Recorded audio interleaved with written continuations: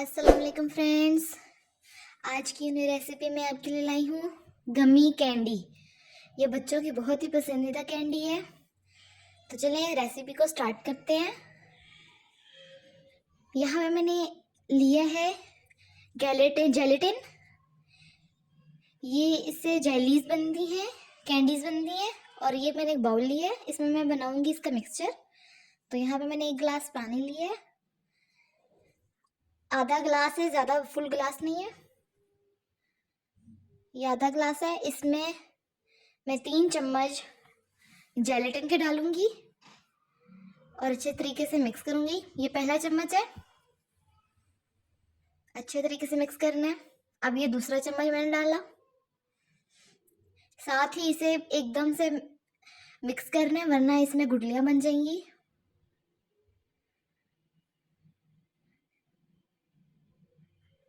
अब मैंने तीसरा चम्मच डाल दिया।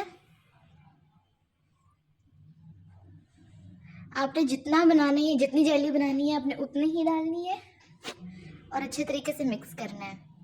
अब मैंने एक यहाँ पे लिया है पैन, और पैन में मैं आधा गिलास पानी का डालूंगी और हाफ कप मैं डालूंगी इसमें चीनी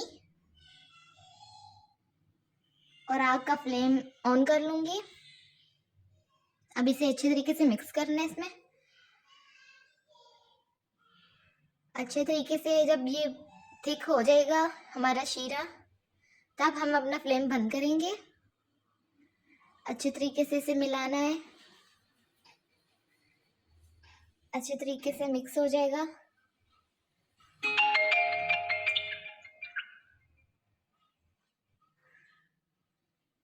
अब यहाँ पे मैंने लिया है 1 नींबू का रस,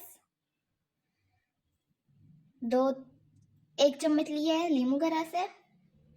ये इसलिए नींबू का रस डालते हैं कि इसमें जो चीनी की चिपड़ी जम जाएगी ना, फिर वो जमेगी नहीं। वरना हम अगर इसमें ना डालें तो लेमन, तो फिर ये ऊपर चिपड़ी जम जाती है, जिसकी वजह से बिल्कुल अच्छा नहीं लगता।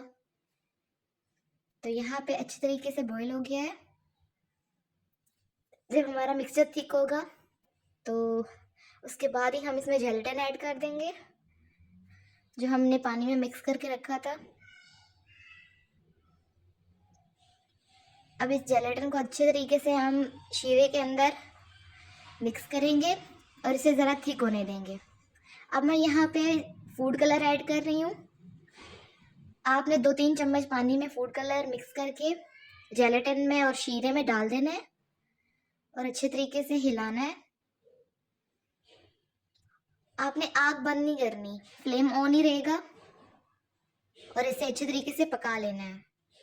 3-4 मिनट पकने के बाद आपने आग को बंद कर देना है। अच्छे तरीके से इसमें उबाल आने दें।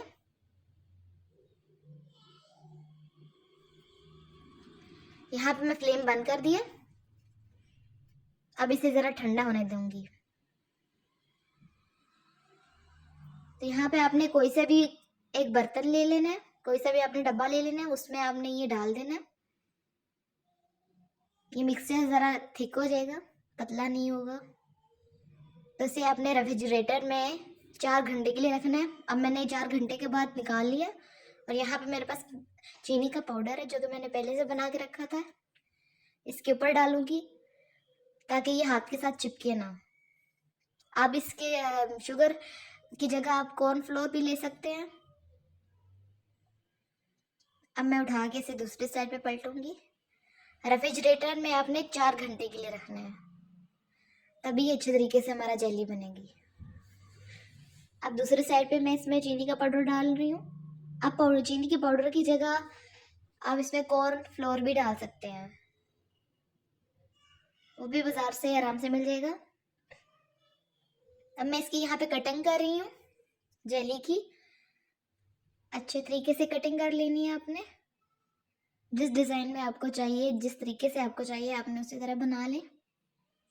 ये ज़रा से चिपकेगी हाथ चम्मच के साथ या छुरी के साथ, तो आपने घबराना नहीं है। यहाँ पे जेली बिल्कुल रेडी हो चुकी है।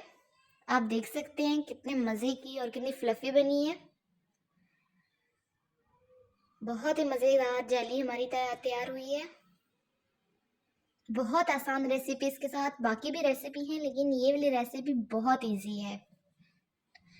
अगर आपको मेरी ये रेसिपी पसंद आए तो आप मेरे चैनल को सब्सक्राइब करें, वीडियो को लाइक करें, कमेंट करें और शेयर कर दें।